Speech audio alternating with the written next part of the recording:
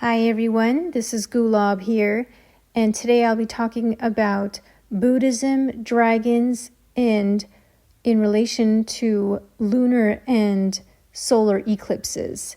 So we're going to talk about the eclipses, how the dragon relates to the eclipses, how this is related with Buddhism and China, and so forth. So here it goes. Chinese dragons and flaming pearls.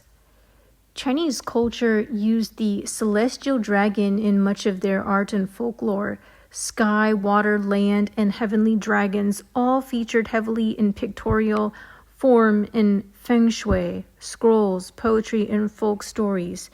To Western folklore, all dragons may be viewed as equal, similar, or even symbolic of evil, but to the East, the celestial hybrid was symbolic of the emperor, represented by a 5-clawed dragon. 4-clawed dragons were for lower-ranking officials or princes. The magnificent dragon throne was the seat of emperors and a wonderful depiction of celestial monster symbology. Solar and lunar eclipses. Asian art often depicts a dragon chasing a pearl, moon, or the sun. The hungry dragon, or Tiangou, was the heavenly dog eating the sun, or the moon in the case of a lunar eclipse. To stop the consumption of the entire sun-moon, folk believed noise would frighten the dragon away. Sound was used extensively in Chinese rituals, and the iconic temple gongs of China were sounded to announce a solar eclipse. The brass gong was struck with a wooden mallet to scare away the monster eating the sun. Common folk relied on pots and pans as implements to frighten the dragon away from eating the sun. When Tiangou, heavenly dog dragon, is depicted as black dog, it eats the moon as in a lunar eclipse.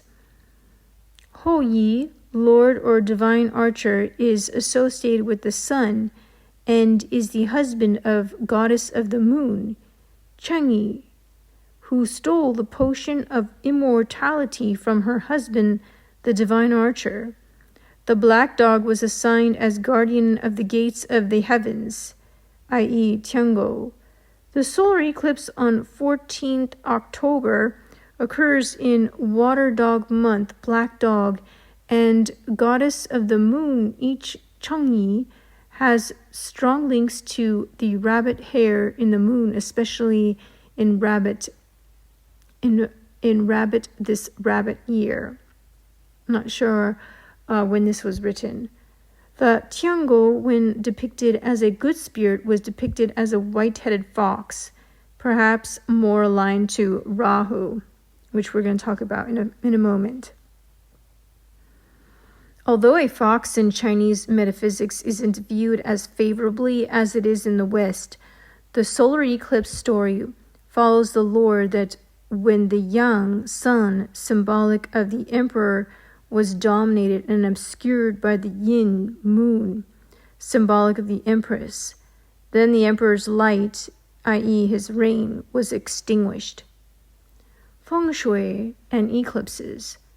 The lineage of Chinese emperors are said to all be descendants of the Yellow Emperor, which has origins in the story of feng shui. Most emperors were shaman kings and astute masters of land forms and weather lore, especially cloud formations. In modern times, feng shui grandmaster Raymond Lowe notes in the world of feng shui and astrology, the eclipses represent more energetic fluctuations, but it's more about the stock market and people's moods. In the Chinese lunar calendar, it has a tendency to trigger water disasters, which could be reinforced by the eclipse. Rahu in Vedic astrology is known as the ascending lunar node, or dragon's head north node, and the Chinese have borrowed the term and refer to as Chuloho. In Chinese discipline of feng shui, Practitioners were ill-advised to open their cosmic tool of heaven and earth on certain days, namely their Chinese compass known as a lopan. These days were called loho days, loho, or as they were classically called master killing days. The pair of lunar nodes aren't planets but a point on the ecliptic plane, and Vedic astrology treats them as virtual planets. And in Chinese metaphysics, a planet is akin to a star. Ketu, the Vedic term for descending lunar node or south node, is also familiar to Chinese metaphysics and goes by the name of Chujidu. The Loho days are also significant on the Lopan, identified as the position of the Grand Duke Jupiter the previous year. So in 2023, the Grand Duke was in E2, therefore NE3 Tiger was the Loho position from the previous year's Grand Duke position. The entire northeast sector is known as Hell's Gate.